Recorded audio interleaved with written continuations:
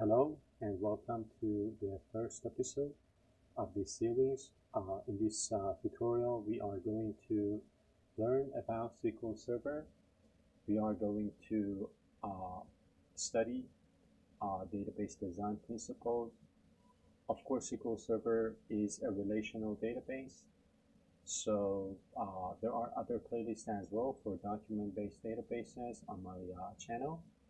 But the topic is going to be SQL Server, but not limited to SQL Server. As I said, we are going to see different, aspects of designing, a database for a real domain. The domain will be an airline system with bookings, with flights, passengers, and so on.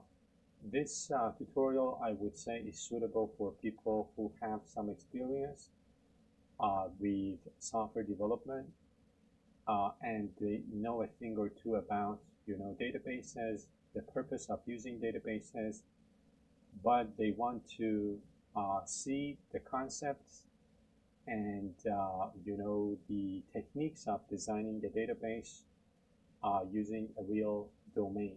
And as I said, that domain is going to be an airline system. We are going to create the database. We are going to study the different concepts. We're going to see them all in action.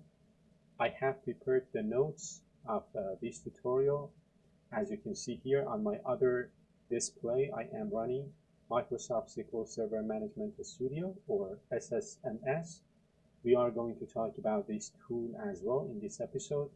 This tutorial is probably going to have like 10 episodes, give or take.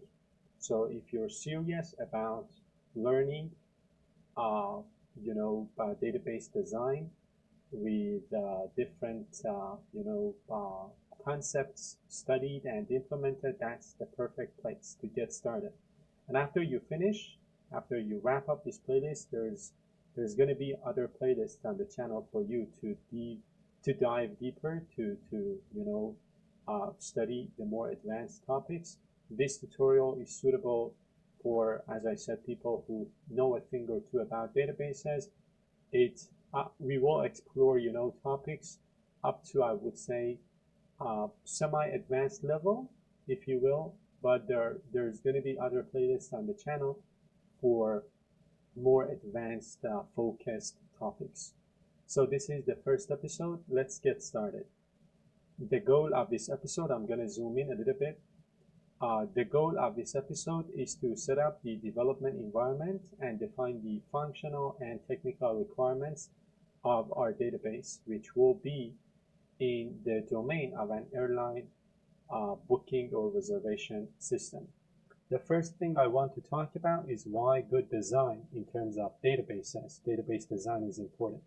If your database is not well designed, if you do not respect the different, principles that are studied, are tested, are established in the domain of database design, you're going to have some problems.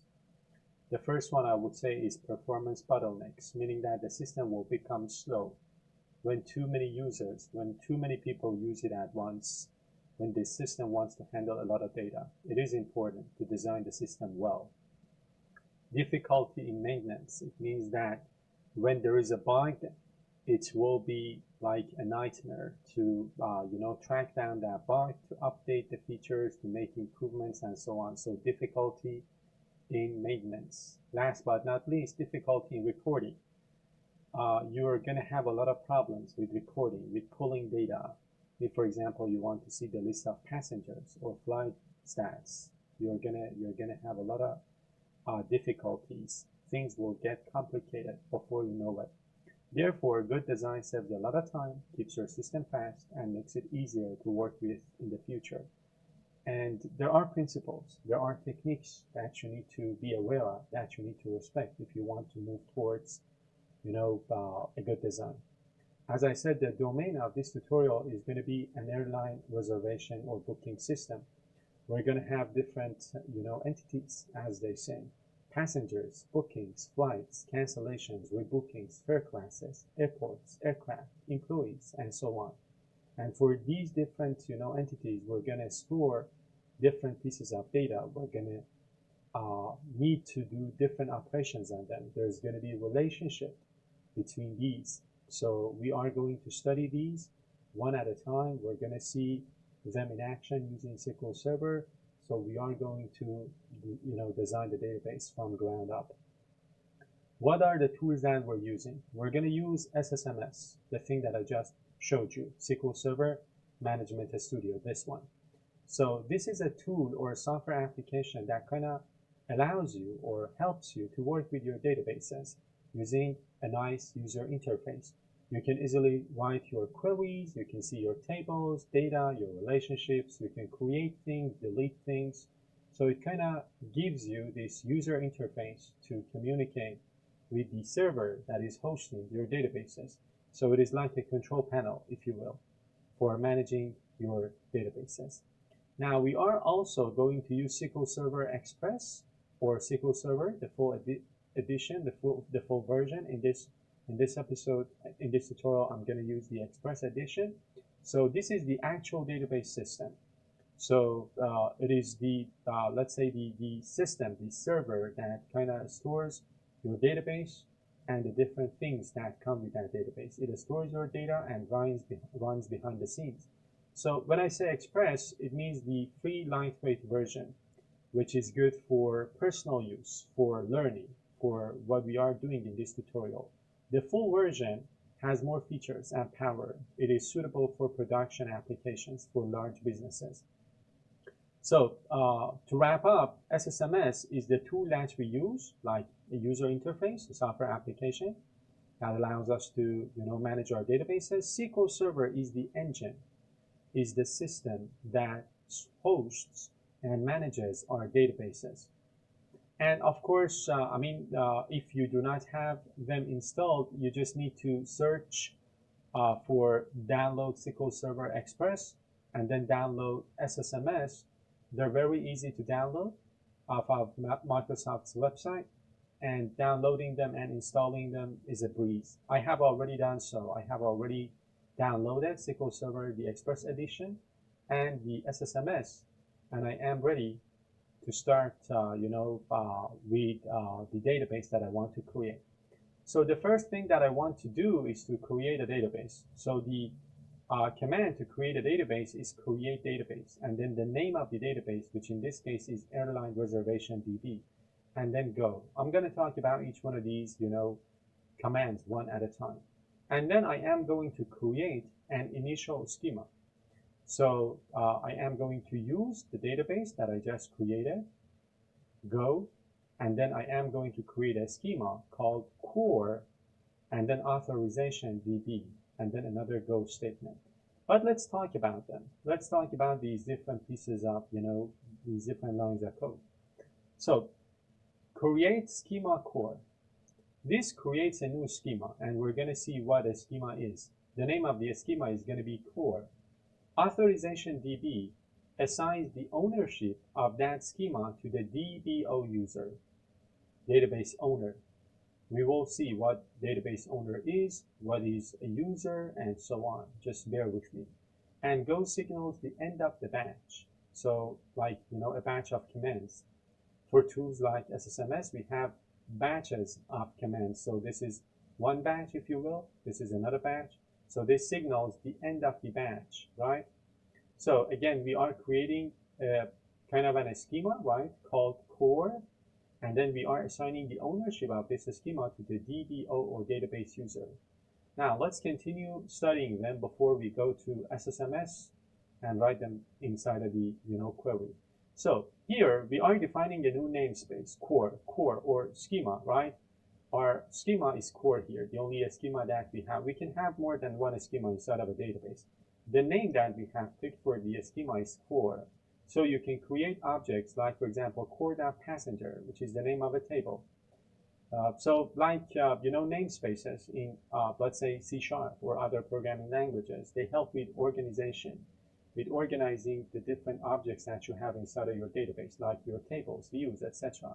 You can separate them out, you can organize them. This is what, schemas do for you. What is DBO or database owner? So DBO stands for database owner. It is both a user, specifically the user that owns the database, and it is a default schema for that user. Again, as we go throughout the course, we will revisit the concepts of users and schemas again. What is the DBO schema? So a schema, as I said, is like a namespace that groups related databases, database objects. It is like a resource group in Azure. It is like a namespace in C#. It helps with organizing the different objects that you have, tables, views, procedures. So the DBO schema is the default schema in SQL Server. So if you do not create a schema, we have created a schema called core. If you do not create a schema is going to be created for you by default called DBO. If you create a table without specifying a schema, like for example, create table, my table, by default, it goes into that schema called DBO. DBO means database owner, unless another default schema is set for the user, which is something that we're not going to do now. So in a nutshell, schema is like a namespace that allows you to group related objects. What is the DBO user? So DBO, as I said, is both a schema and a user. So by default, if you do not create a schema, you will get DBO out of the box, database owner. It can also be a user. So DBO user is a special user that owns the database.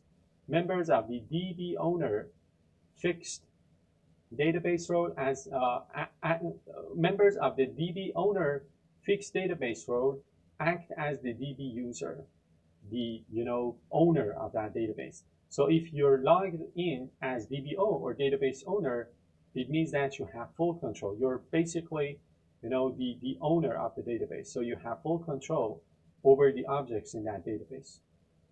And then we did something here as well. Take a look. We said create schema. The name of the schema is core. And then we said authorization DBO. What does that mean? Here I have explained that. Authorization DBO. This means that you're saying, the database owner, the user, is in charge of this thing, is in charge of the core schema that we created. DBO stands for database owner. As I said, it's like the admin of your database. It's the owner. It has full control over your database. When you use authorization DBO, you're giving full access, full control, full ownership of that schema core to a group of to that admin user, right? So when the DBO has full control over that schema core that we created, it means that they can do whatever they want with the database. They're essentially the owner. They can see tables, they can modify them, they can create them, delete them, and so on. So in simple terms, authorization DBO, it means let the database admin be the boss of this schema. Now, before I talk about the functional requirements, I want to go ahead and write those two pieces of code to create the database and to create the schema. So here, I've got different databases, by the way. So I've got different databases. As you can see, I've got a database called airline reservation. Ignore that for now. This is the database that I have been preparing and working on for this course. We're going to create a database from scratch. So ignore that airline reservation and let's go ahead and create a new database ourselves. So what I can do is to do a new query here, or I can also click on this new query button, as you can see here, and then I am going to write the code. So create database, airline reservation DB, and then what I can do is to write the next piece of code that uses that database and creates that schema. So one good thing, one nice thing about about SQL Server Management Studio, SQL Server Management Studio is that you can select parts of code and then execute only that part. So you do not need to run everything all at once. And of course, I can turn them into comments as well. If I want to, for example, disable something temporarily, I can, comment them out. So let's go ahead and, create this database.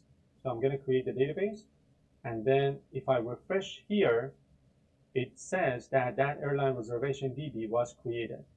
And then what I can do is to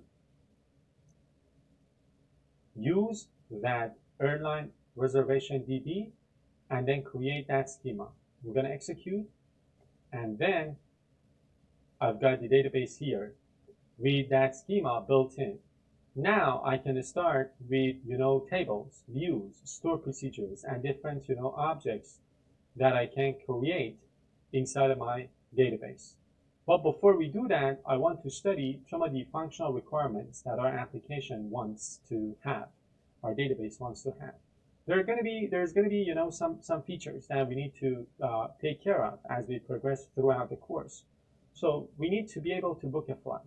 It means, book passengers on a specific flight. So we're going to have a table called, let's say, flight.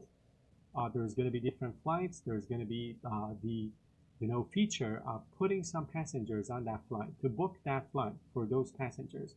We're going to be able to cancel a booking or cancel a flight in this case. So when a flight itself gets canceled, all of the bookings associated with that flight need to be canceled, and probably we need to store some reason for that cancellation. We need to probably notify the users as well. Some passengers probably need to be rebooked, so it means they need to be, their reservation needs to be canceled and they need to be rebooked on another flight. We need to be able to track fare classes. We're going to have different fare types, different pricing rules, different baggage rules, and so on, and some reporting. So we will be able to, for example, do some reporting on load factor, on our revenue, on our passenger history, and so on. So these are some of the things that we would like to implement, throughout the course. And this is it for this episode. We're all done. So basically what we have done in this episode is that we have created a simple database with, kind of with a schema called core. And we have studied, the functional requirements. We have introduced the two tools that we're using, SSMS and SQL Server Express. And in the next episode, we will continue with, the different concepts that we need to study in SQL Server, and we're going to implement them one at a time. If you enjoy watching the videos, please, consider subscribing to the channel and stay tuned for the next one as well.